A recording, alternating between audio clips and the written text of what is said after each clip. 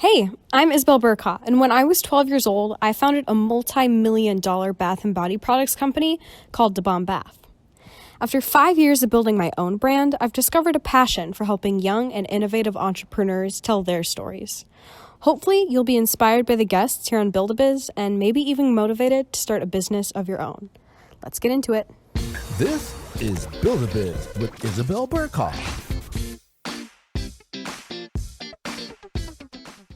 Hey everybody, welcome back to Build-A-Biz. I'm Isabel Bercaw, your host, and today I have with me Miss Kata, the singer, songwriter, actress, model, and entrepreneur. And she is here today. She's only 19 years old. She's here today to talk about her new business and her experience in the past with all of her fun in the entertainment industry. Kata, thank you so much for joining me here today. Thank you so much for having me. I'm so excited to be here. I know. So Kata and I have kind of been playing I'll like her photo on Instagram and she'll like mine, and then I ended up sliding it to her DMs, and it sounds a lot creepier than it is. But now we were talking a little bit before we started recording the interview, and it turns out we have a lot in common. One of the things that we have in common is we feel like both of our products are for everybody. So we don't necessarily have a demographic. So I'd love to just start, Kata. The viewers know that I make bath bombs, but I'd love for you to tell them what products you make for everybody.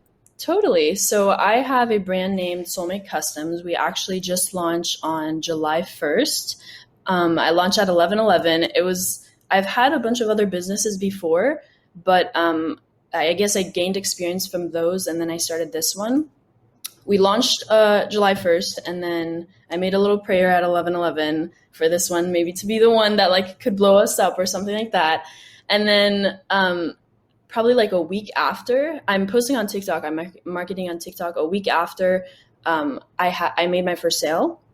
And then I made a video on TikTok about it that, oh my God, I made my first sale, and we blew up. I think we have like, to this point, I think like 1.5 million or 2 million views. Yeah.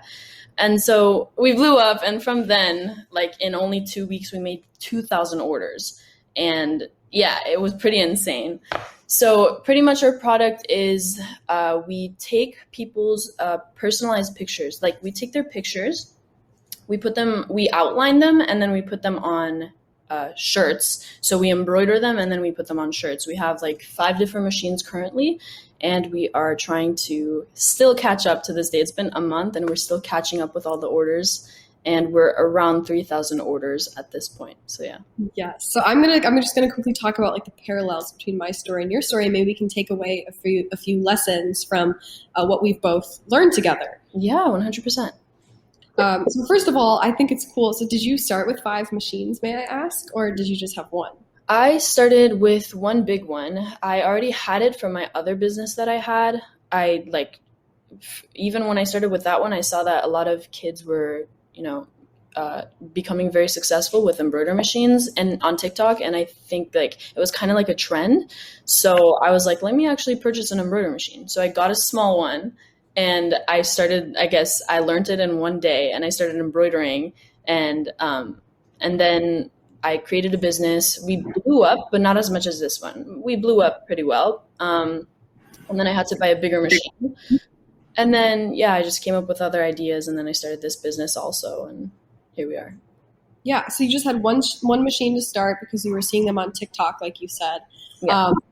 And then that's kind of what happened with my business too. You know, we just had one bowl, and we would hand mix everything. I'm sure. I had no idea like how to embroider or anything like that. I just saw people were doing it, saw that a bunch of kids that even were younger than me were, bought the machines and like embroidering. So I was like, you know what, let me try it out, because why not? Yeah, that's awesome. And I love that you had one machine first, because with my business, we did have one mixer before we were able to buy 20 industrial size mixers, which was very exciting for us. And I'm sure that was exciting for you as you were adding on embroidery machines to your equipment for your business. And that's something I think that some people don't really see as an option in business sometimes. Sometimes you can start pretty small and then scale. You don't have to go and raise a bunch of money and get all this equipment right away, and that's cool that you found that to be true in your business, and that you already had a little bit of equipment from your past businesses. So speaking of that, I wanted to ask you about your past businesses and what you learned from the lessons in those businesses as well. And also tell us a little bit about where you get your entrepreneurial spirit from. Good question. So first of all, I give all the props to my parents. I mean, they have had businesses, like even from where they're from in Albania, like they had a really big business in Europe. And so they had factories and they had, stores in multiple different cities. And I think definitely both my parents are entrepreneurial, but my mom is just like, I don't know. I a lot of times I say like she's like the craziest person I literally have ever met, even though she's just my mom. In the I guess entrepreneurial side of things, she's so focused on business and all the time. Like my dad always has like he's wanted me to be in like kind of the art side, like with singing, songwriting, acting, stuff like that. And my mom's like business, business, business, business. And she's like, she always tells me this. She says, if you're going to only stay on the art side of things, you're going to be broke until you make it. And then you're going to have to beg, old men or people in the industry to give you a chance. But when you have your own business and you create it and then you make it, I guess you make money from that and you have your own money, then you'll be independent and you can do whatever you want. You can pay people to produce your music. You can pay people you can literally produce a movie and be the main character in it. Just kind of like Selena Gomez. She produced like 13 Reasons Why.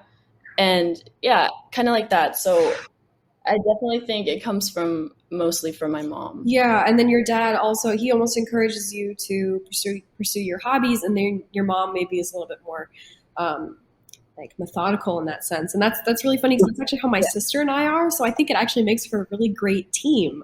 And definitely, yeah. Wow. Maybe a great family business as well. I mean, I know right now you're doing most of the work. Obviously, you probably have some advice from your parents. I never try and hide the fact that my business is a family business. It's like, yeah, my sister and I started it, but I never want, because people, they want to hear from young, teen and kid CEOs that they do everything themselves. But can I just say, guess what?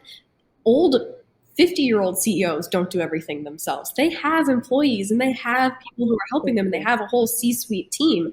So I always love to be authentic with that. Also, something else that I picked out of your story about your parents' different types of influence in your career. I love that your mom was encouraging you to be your own boss so that then you could pursue your hobbies in a more independent way. I love that about entrepreneurship too. So I love that we can relate to that as well. Oh yeah. Yeah. And then so I kind of want to talk more about your singer, songwriting, modeling, and acting career because obviously that's right now maybe not your main focus, but certainly in the future is going to probably be, correct me if I'm wrong, a larger focus as your business grows. Maybe you can hire people out. I'm so excited for you. Why don't you talk to me about some of your goals and then also just how you got started in that industry, in the entertainment industry? Definitely, yeah. It's definitely something that I'm kind of holding aside at the moment just because, again, I want to pursue business, be my own independent, self, have my own money and, be financially independent and then pursue whatever passions I have. I pretty much started since I was literally so young. I don't even remember. I've been singing literally forever. And then we moved like for a brief time in Europe. And that's where I got more into it just because, my dad knew people in the industry there. So then he just presented me to them. And then, I was on a competition show that was like one of the biggest, I guess, kid competition shows in Albania. So that's when it really like started popping off because like, I don't know, it was like, that's where I found myself. And I know a lot of people tell me they're like, how do you manage like stage fright and how are you so free on stage? And it comes so naturally to me. Like, I don't even know how to like the second I get on stage, I actually really, really miss the feeling. I've been so focused on business this whole time that I really miss. It's like truly something that I love to do. And yeah, I just got started like at a super young age. And with acting, once I moved to America, that's when I really started acting and being like on a couple of different shows. And yeah. So what are some of the funnest experiences that you've had while you're here in Hollywood? Funnest experiences. I think definitely something that I'm going to remember for the rest of my life is like this business. It's like definitely one of the most fun, chaotic, like stressful, but also super thankful to have it type of period in my life. It's definitely this one that's going to be forever, I don't know, engraved in my history. And so I guess I am wondering too, because your business is such a big part of your life right now, but you still love to be in the entertainment industry. And I know that TikTok is very much front and center right now of the entertainment industry, especially with the pandemic that is fortunately, hopefully, slowly passing by. Right. I'm just kind of wondering, how has your business been involved with TikTok? And then how does that kind of merge your passion for entertainment as well as just kind of like documenting your journey? And has it helped your business at all? Definitely. I think TikTok has been one of the number one helps for every business that I create. Pretty much every business that I've created, I've marketed it on TikTok, and it's made me a lot of profit with every single business that I've had.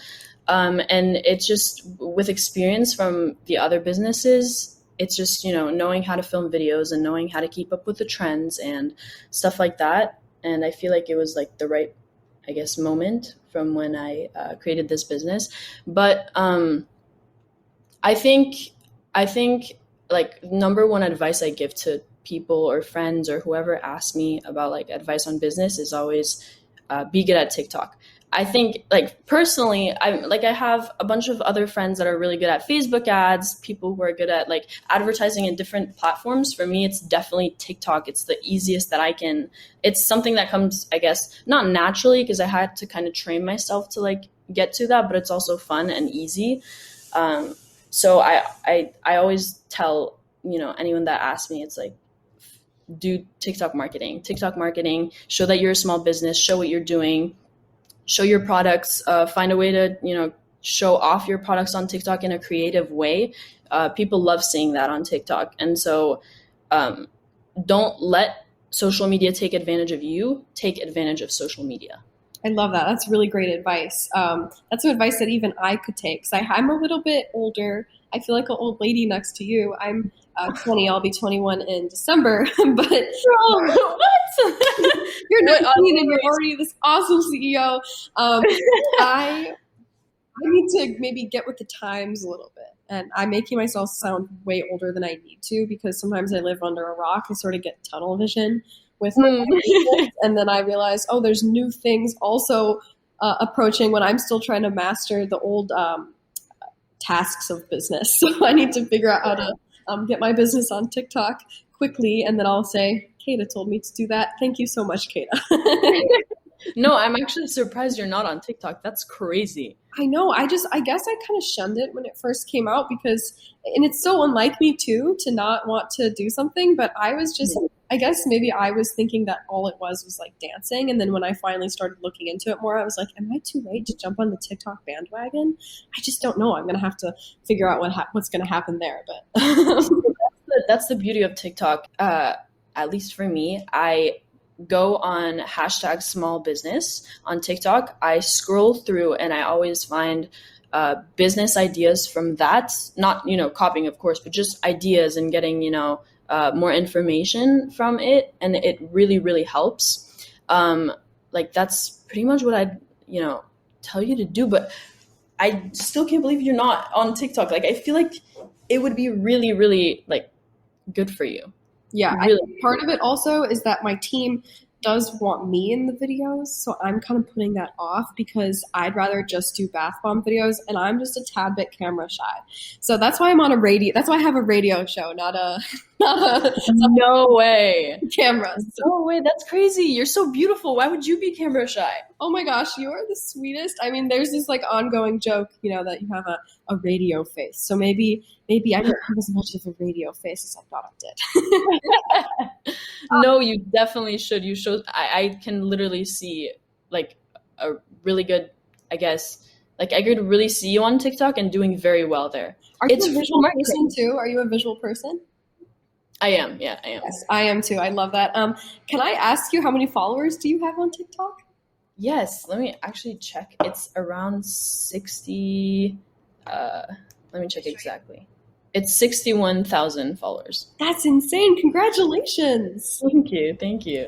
All right, so Kata, we're actually going to take a really quick music break, but then when we return from the break, we should continue telling your entrepreneurial and artistic journey. Hey everybody, welcome back from the music break. If you're just joining us now, you're listening to Build-A-Biz with Isabel Bercaw, and I'm here with a special guest. Her name is Kata. She is a singer-songwriter, model, and actress, and also an entrepreneur. And she started a embroidery business, and she was just telling us about how TikTok plays a role in her business plan. And Kata, I wanted to ask you, when you're creating TikTok content, are you creating content based on the trends that you're seeing on TikTok and sort of catering to those trends? Are you trying to cater more to creating those trends and content based around solely your brand? I think it's a mixture of both. Usually in my other businesses, I would also just do TikTok trends, try to, but this one is very brand focused and like, I guess, niche focused. And like, I don't know, like for this one, for other businesses, I wouldn't even put like tags on the shirts or like, I wouldn't really focus on like creating a logo or it wasn't really brandy. But with this one, it's all about the brand. Even the music that I choose to put out on TikTok, it's all about soulmates and whatever's love songs and stuff like that. So I think that's like a big something that was different from every other business that I did, and I definitely think that it helped a lot. So that's a really awesome point, especially because that's actually one of my other questions I was going to ask you. You've been mentioning your other businesses a lot, and I think that's super fascinating that you've been able to take some of the lessons that you've learned from your other businesses.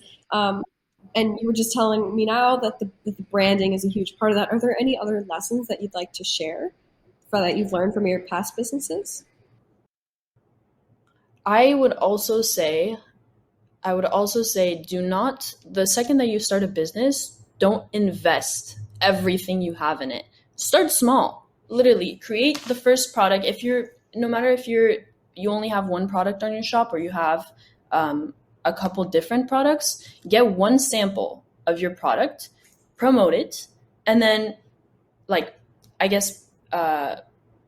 start buying more and purchasing more once you start getting sales, and invest in it more gradually. Don't invest directly. So a lot of people even like DM me for like business advice, and they say how much is around like the cost of like starting a business, and I'm just like, don't invest too much in it. Just literally just the product, have TikTok or whatever marketing you have, create, the Shopify store or the website, and then gradually increase. Right. And that kind of goes back to what we were saying earlier. Yeah. Was, like you don't have to start huge. You can literally start with just like an $150 investment, depending on what industry you're in. If you're in like a huge tech industry, you might want to try to do some business competitions. It's always the advice that I give. But I like that both of us were able to kind of start our businesses from nothing and make them into something, which is super cool. Right. Definitely. I think people overthink a lot. They overthink and they're like, oh, like it might be too much work to start a business. How do you even start?